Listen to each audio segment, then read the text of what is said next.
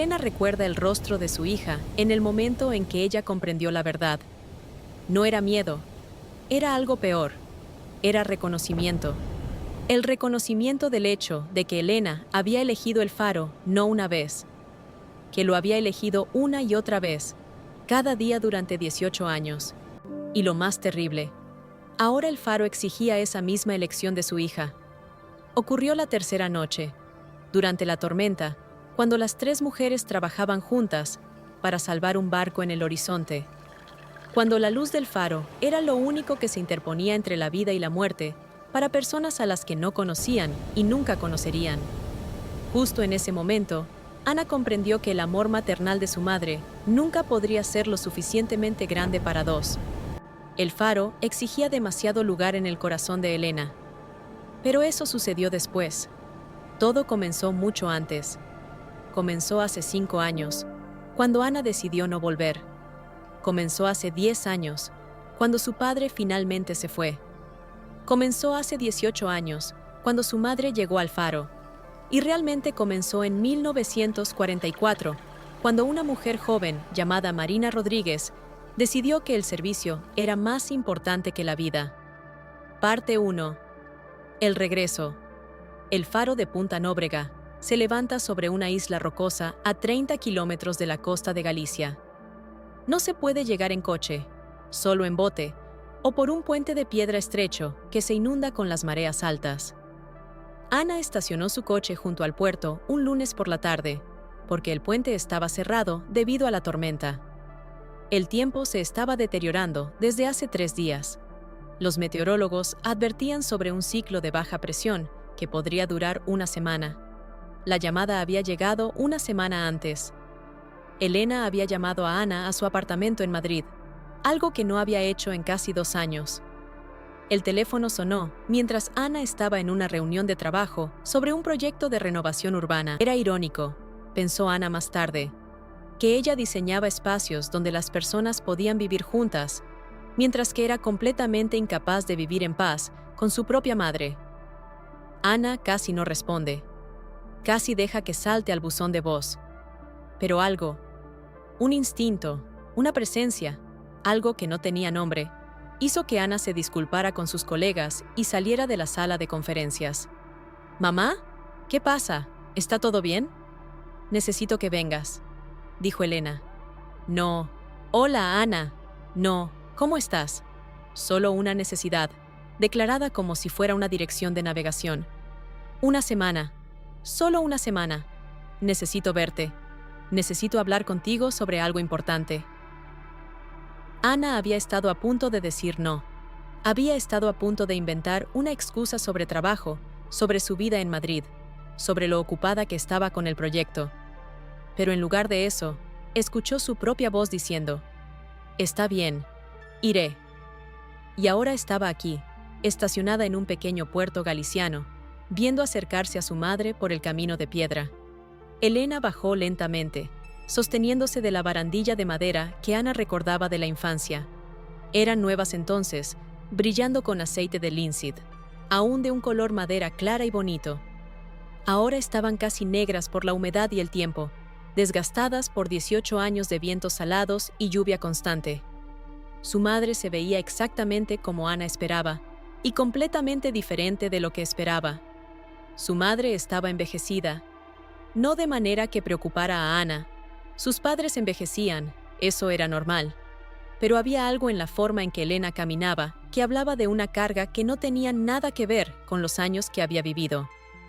Era como si Elena cargara con todo el peso del océano en su espalda. «¿Viniste?», dijo Elena. No era una pregunta, era una constatación de hecho, como si simplemente confirmara algo que ya sabía. El tono significaba: «No esperaba que vinieras. No esperaba que aún me importaras lo suficiente como para dejar tu vida en Madrid». Ana salió del coche. El viento del mar era frío, más frío de lo que esperaba para octubre, con un sabor salado que se pegaba a los labios y se metía en los pulmones. «Hace frío», dijo Ana, porque no sabía qué más decir. Elena miró a su hija como si viera a un extraño. Como si 5 años sin hablar fueran suficientes para que olvidara exactamente quién era esta persona que llevaba su sangre, que tenía sus ojos, pero no su dedicación a nada excepto a sí misma. «Sí», dijo Elena finalmente. «Hace frío. El otoño es así aquí. El mar enfría todo. El viento lo congela». Se dio la vuelta y comenzó a caminar hacia el bote. Ana la siguió, con su pequeña maleta de ruedas. Una semana, solo una semana, preguntándose en qué error había incurrido respondiendo al llamado de su madre. El viaje en bote fue silencioso, excepto por el ruido del motor y el sonido de las olas golpeando el casco. Elena manejaba la pequeña embarcación con una confianza que Ana nunca había visto en su madre en tierra. Aquí, en el agua, Elena se veía completamente diferente. Se veía como si finalmente estuviera en su verdadero elemento. Sus manos eran seguras en el timón. Sus ojos miraban hacia adelante, hacia el faro que se acercaba, con una concentración que Ana había visto solo una vez antes, cuando Elena fue al hospital a dar a luz. Ana se sentó en la proa, observando a su madre manejar el bote. Cuando tenía 10 años, viajaba en este bote todo el tiempo. Su padre solía estar aquí también, aunque nunca parecía cómodo. Recordaba a su padre agarrándose a los lados del bote, pálido, murmurando una oración. Recordaba pensar que su padre tenía miedo del mar, y le parecía extraño porque su madre parecía amarlo, pero su padre también odiaba el viaje en bote. Eso fue una de las cosas que lo unió con Ana. Este resentimiento mutuo hacia la embarcación, hacia el faro, hacia la forma en que Elena desaparecía dentro de sí misma cuando entraban en el agua. Su padre, Miguel, había durado 10 años de intentar competir con una estructura de piedra. 10 años de venir al faro durante los fines de semana y ver cómo su esposa se transformaba en alguien que no reconocía. Una mujer cuya atención estaba en todas partes excepto en él. Una mujer que miraba al faro como si fuera la cosa más hermosa que hubiera visto nunca. Ana recordaba la última noche que su padre estuvo en la casa. Recordaba que estaba acostada en su cama, escuchando a sus padres gritar en la planta baja. Recordaba que su padre gritaba: «No puedo competir con eso. No puedo ser una cosa inanimada que exige tanto de ti. Ni siquiera soy una persona para ti, Elena. Soy solo un obstáculo en tu camino al maldito faro». Y recordaba el silencio de su madre. Su madre no respondió. Simplemente se quedó en silencio, como si ya no estuviera en la sala con él. Como si ya se hubiera ido al faro, aunque su cuerpo todavía estaba en la casa. Al día siguiente, su padre se fue. Fue a la oficina y nunca volvió. Llamó a su abogado desde un hotel. Las cosas fueron civilizadas, profesionales. Miguel y Elena fueron amables el uno con el otro durante el divorcio, lo cual fue, de alguna manera, peor. Porque al menos si hubieran continuado gritando, Ana habría sabido que aún se importaban lo suficiente para enojarse. Ahora Miguel vivía en Sevilla con una mujer llamada Rosario, que según el último correo electrónico que Ana recibió hace 6 meses, era contadora y no tenía interés en el mar. «¿Cómo está tu padre?», preguntó Elena, como si leyera sus pensamientos. Pero Elena mantenía los ojos en el agua. No miraba a Ana. «Bien», respondió Ana. «Se casó hace 1 año. Rosario espera un bebé». Elena asintió lentamente. No respondió nada más. El faro se acercaba, creciendo desde una estructura distante a una realidad de piedra blanca y roja. Ana recordaba cómo le parecía enorme cuando era pequeña. El faro era su parque temático, su aventura, su escondite. Recordaba correr por las escaleras de caracol, recordaba subir a la habitación de la luz y sentir el calor del vidrio bajo sus manos pequeñas. Recordaba que su madre le mostraba cómo el faro funcionaba, explicando los engranajes, la mecánica, el propósito: salvar vidas que estaban perdidas en el mar.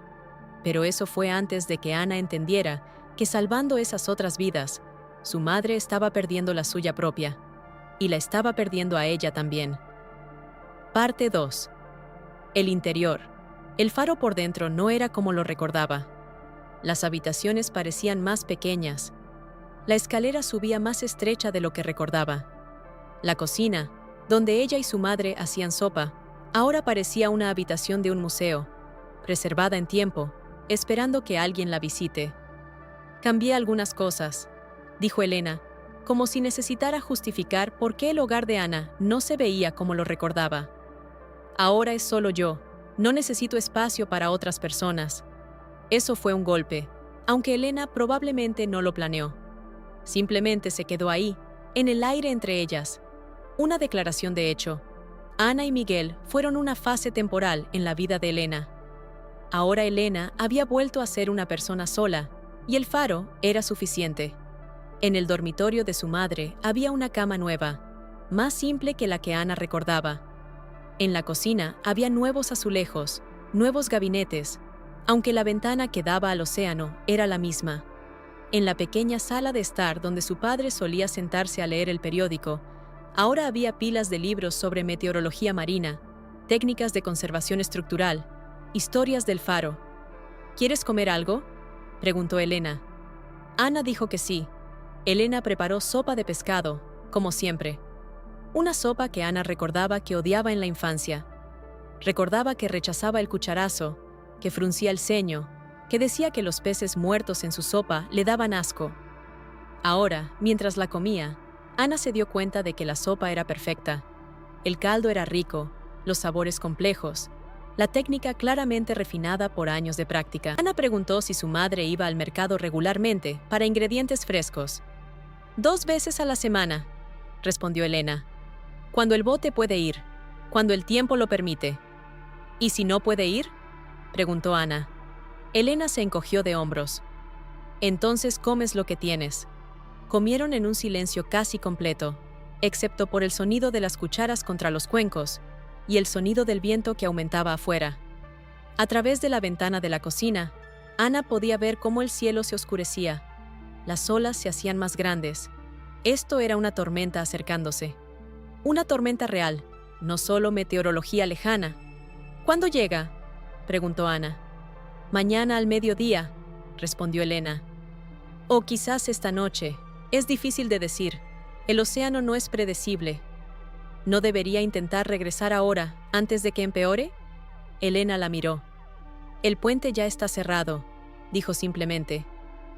Y ahora que has venido, no es seguro viajar en bote.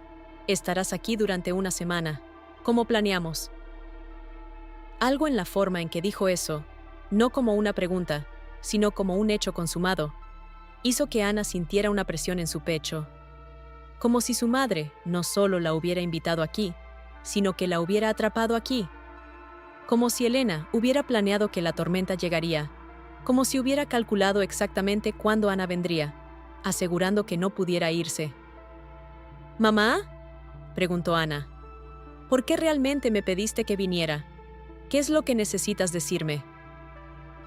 Elena se terminó su sopa, se levantó y fue al fregadero, donde lavó su cucharazo lentamente, cuidadosamente, como si el acto de limpiar requiriera toda su concentración. Esta noche no, dijo Elena. Cuando sea el momento, lo sabremos. El faro te lo dirá. ¿El faro?, preguntó Ana. ¿Qué quieres decir? ¿El faro me lo dirá? Mamá, estás siendo extraña. Elena se volvió hacia ella. El agua de lavar los platos goteaba de sus manos. Parecía completamente exhausta. Parecía como si hubiera estado esperando este momento durante mucho tiempo. Necesito mostrarle algo, dijo Elena.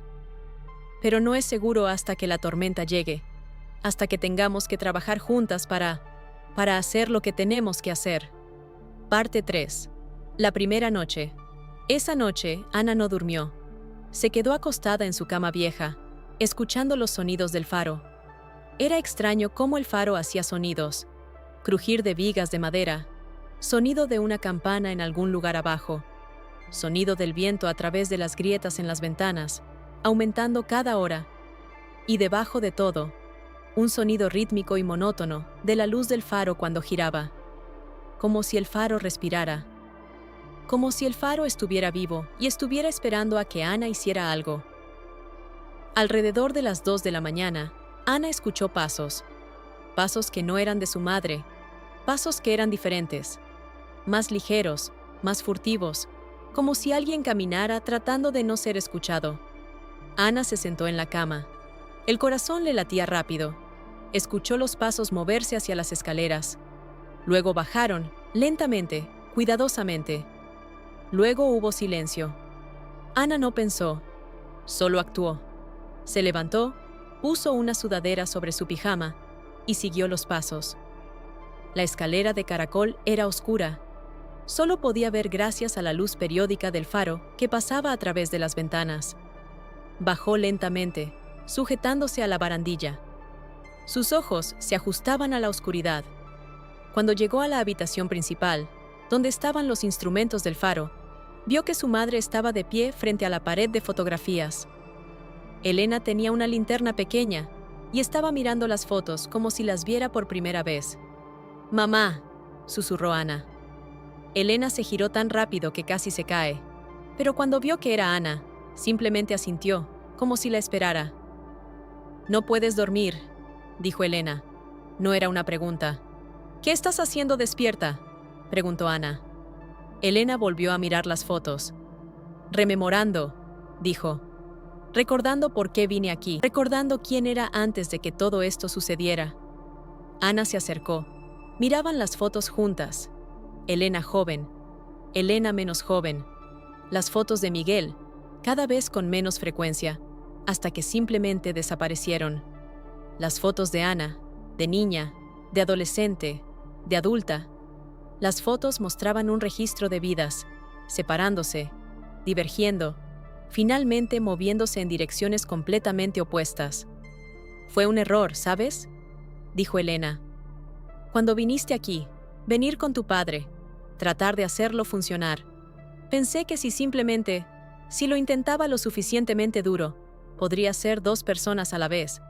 Podría ser una madre y una esposa y una guardiana del faro». «¿Por qué no pudiste?», preguntó Ana. Elena fue al mostrador donde había un diario viejo, con una cubierta de cuero gastada. Lo tomó cuidadosamente, como si fuera un objeto sagrado. «¿Por qué un corazón humano no tiene suficiente espacio?», respondió Elena. «Uno ama al faro o ama a otras personas. No puede amar suficientemente a ambos. Y yo siempre supe cuál era mi elección». Ana quería gritar. Quería preguntar por qué no podía haber elegido a su familia. Quería entender cómo una mujer podía ser capaz de traer una vida al mundo y luego simplemente abandonarla por una causa mayor. Pero no lo hizo. En cambio, preguntó, «¿Qué es ese diario?». Elena lo sostuvo, pero no lo abrió.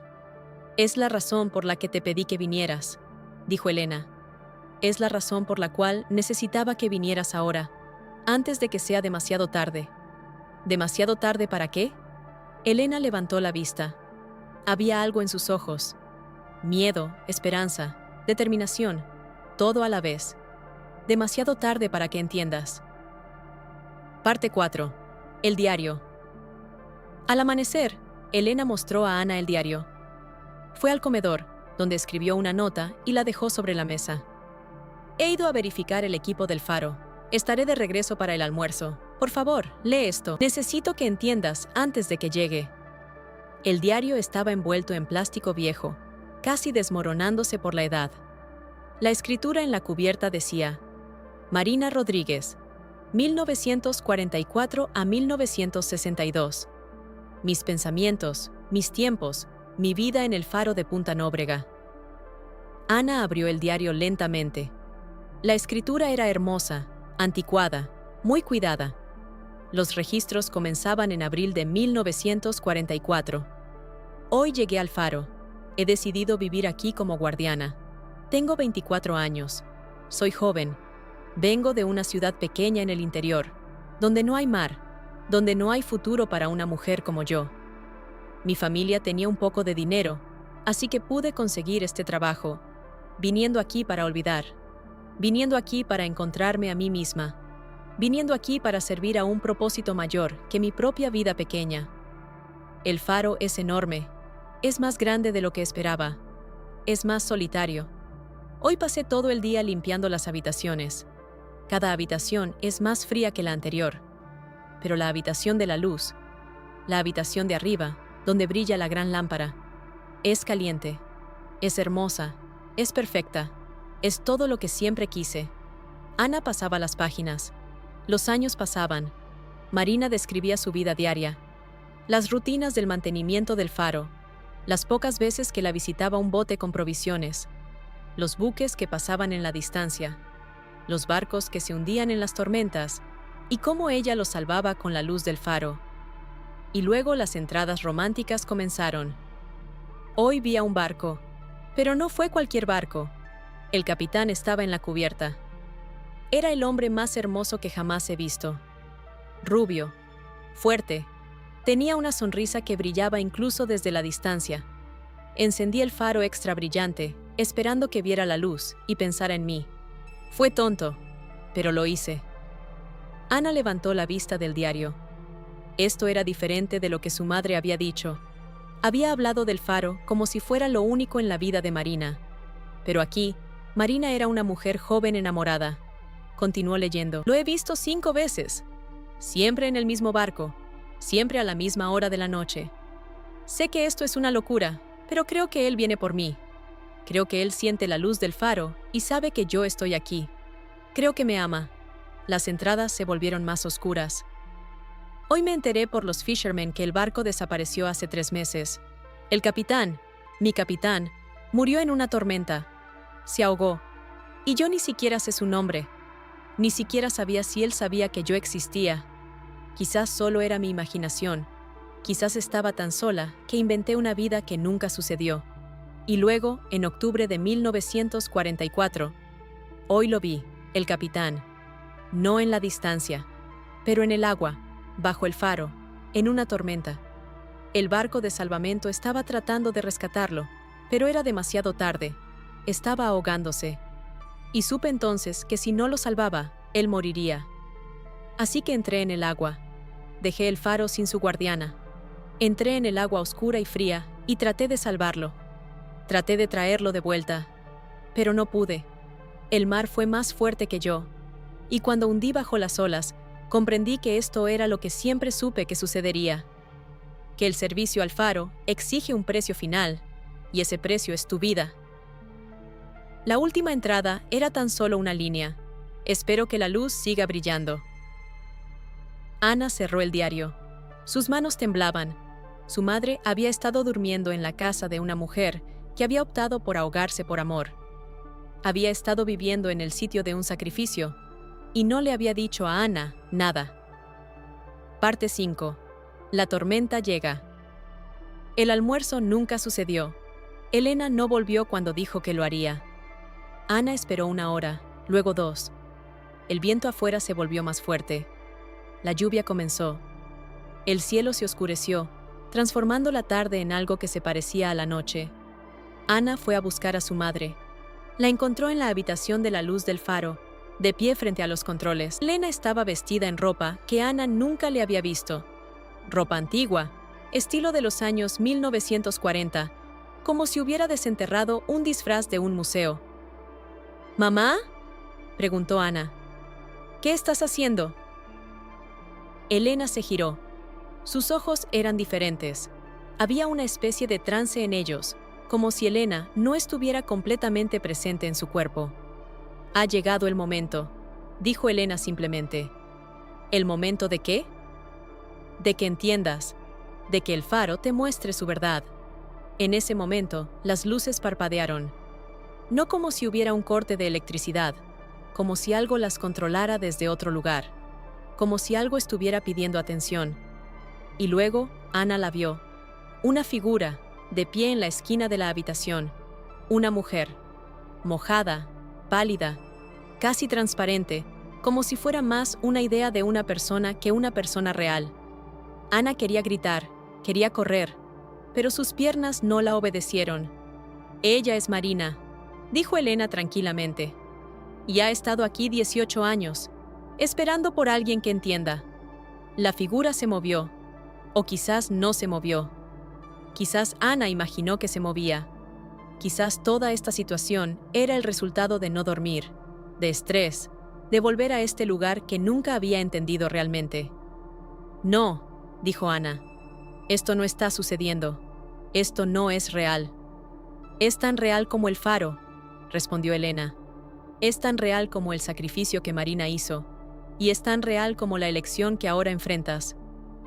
¿Qué elección?, preguntó Ana. Elena tomó la mano de su hija. Su mano era fría. Elena la llevó hacia los controles del faro. El faro necesita una guardiana, dijo Elena. He intentado serlo durante 18 años, pero envejezco. Pronto no podré mantener las responsabilidades. ¿Y Marina? Marina ha esperado a alguien para entender por qué sacrificó su vida. Ha esperado a alguien para honrar su sacrificio, no simplemente viviendo con él, sino sirviendo de la misma manera que ella lo hizo. ¿Quieres que me quede aquí?, preguntó Ana. ¿Que abandone mi vida y haga lo que tú hiciste? No, dijo Elena. Quiero que entiendas primero. Quiero que sepas qué significa servir. Que esta noche trabajaremos juntas. Habrá una tormenta. Habrá un barco. Habrá personas que necesitan salvación. Y si los salvamos juntas, entonces quizás entiendas. Parte 6. El viaje nocturno. La tormenta fue exactamente como Elena había predicho. Terrible, peligrosa, incomprensible. Alrededor de las 9 de la noche, cuando el viento era tan fuerte que apenas podían escucharse mutuamente, Elena gritó: ¡Hay un barco! ¡Está en problemas!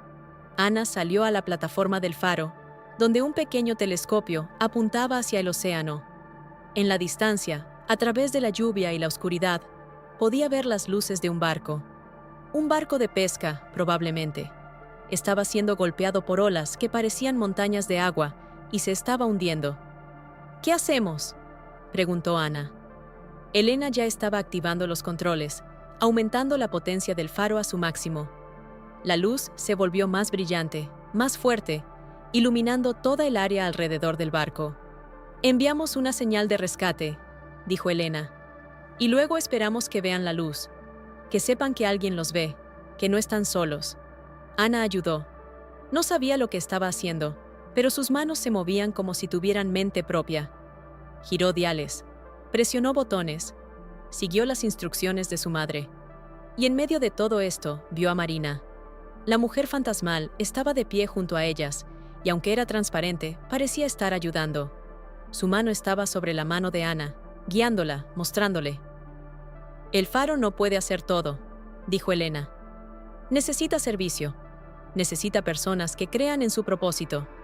Necesita personas que estén dispuestas a quedarse y mantener la luz encendida, sin importar lo que suceda. Cuando la madrugada llegó, cuando la tormenta finalmente comenzó a calmarse, cuando las primeras luces del rescate aparecieron en el horizonte, indicando que la guardia costera se dirigía hacia el barco, Ana estaba completamente exhausta.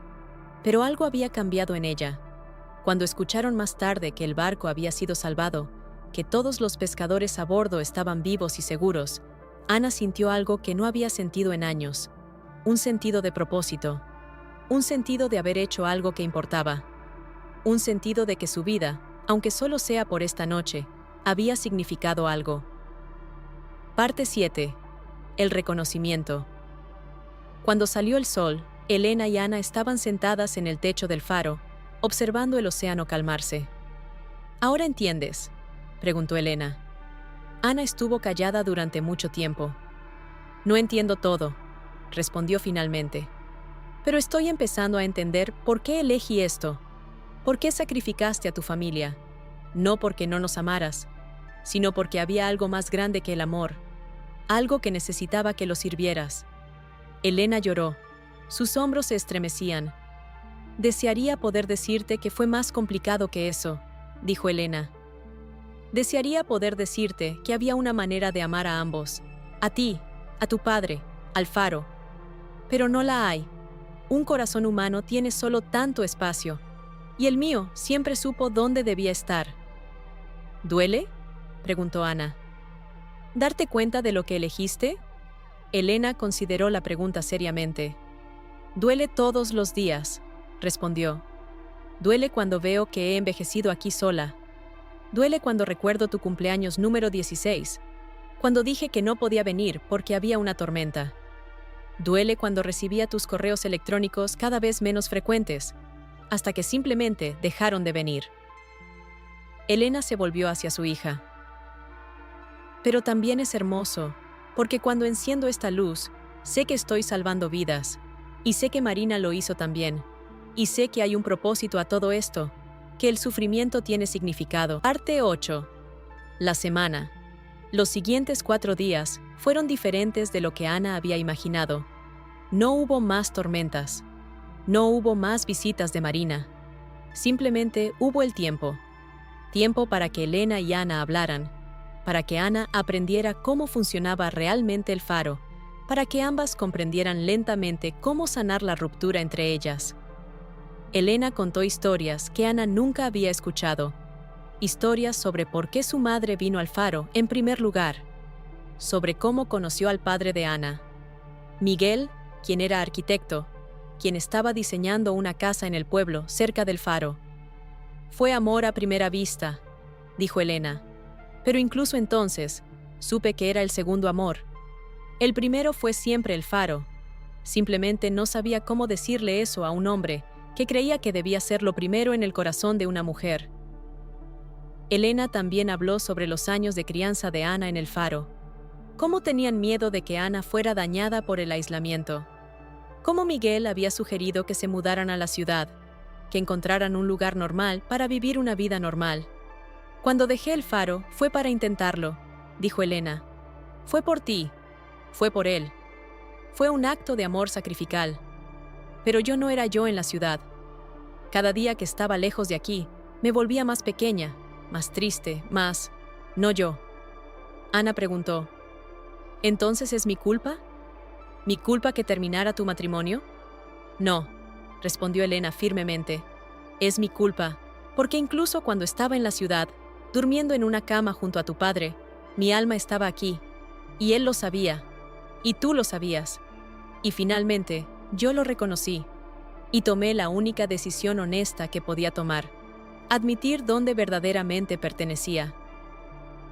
El quinto día, Ana fue sola a la ceremonia silenciosa en la que Elena honraba a Marina. Fue a la tumba en la isla, una pequeña cruz de madera sin nombre. Elena había vuelto a plantar flores, lirios salvajes que crecían en el acantilado. Ana se quedó de pie frente a la tumba y habló en voz baja. No sé si te puedo perdonar por arrastrar a mi madre a tu tristeza, dijo. No sé si es justo culparte, pero sé que sacrificaste algo, y ella honra ese sacrificio todos los días. Y sé que esto significa que ella nunca puede ser completamente mía. Ana dejó una flor sobre la tumba, un lirio azul que Elena le había dado. Cuando volvió a la casa, encontró a Elena sentada a la mesa de la cocina, con 2 tazas de café caliente esperando. ¿Quieres quedarte?, preguntó Elena. No fue una pregunta sobre si Ana quería quedarse por otra noche. Fue una pregunta sobre si Ana quería quedarse para siempre. Ana estuvo callada por mucho tiempo. No sé, respondió honestamente, pero déjame pensarlo.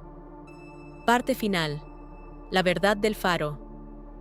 En la última noche, cuando el bote estaba programado para volver a recoger a Ana a la mañana siguiente, ella pidió que Elena le enseñara todo, cada detalle del faro, cada sistema, cada responsabilidad. Elena pasó toda la noche en instrucción.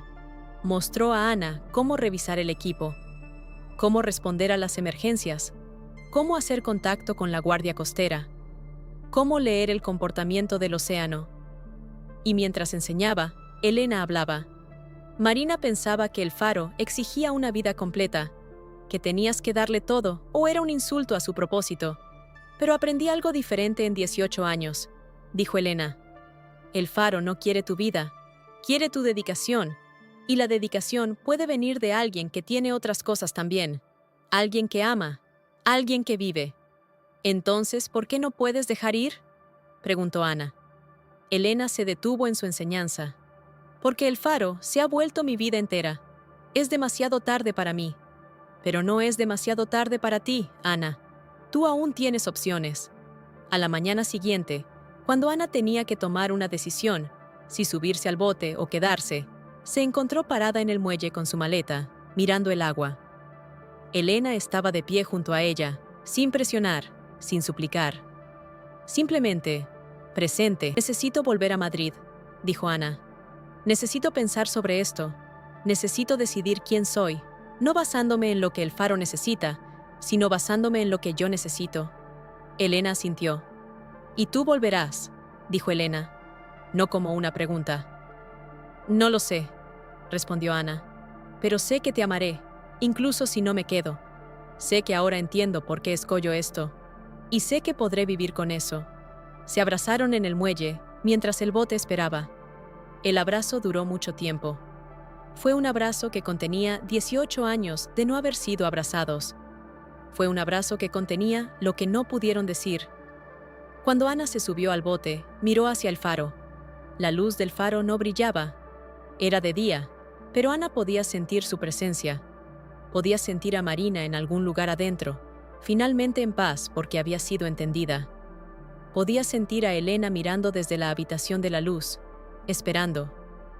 Y supo, con una certeza que la sorprendió, que algún día volvería, que el faro no tenía que ser el enemigo del amor, que podía ser algo más grande, un lugar donde las personas entendían el significado del sacrificio y lo hacían voluntariamente, con los ojos abiertos. Epílogo. 1 año después. Ana volvió en otoño, exactamente 1 año después. No con su maleta de 1 semana, con 2 maletas grandes, con una carta de licencia de su empresa en Madrid, con un plan. Encontró a su madre en el faro, haciendo mantenimiento en los paneles solares que había instalado durante los últimos meses. «Decidí que no tenía que elegir», dijo Ana.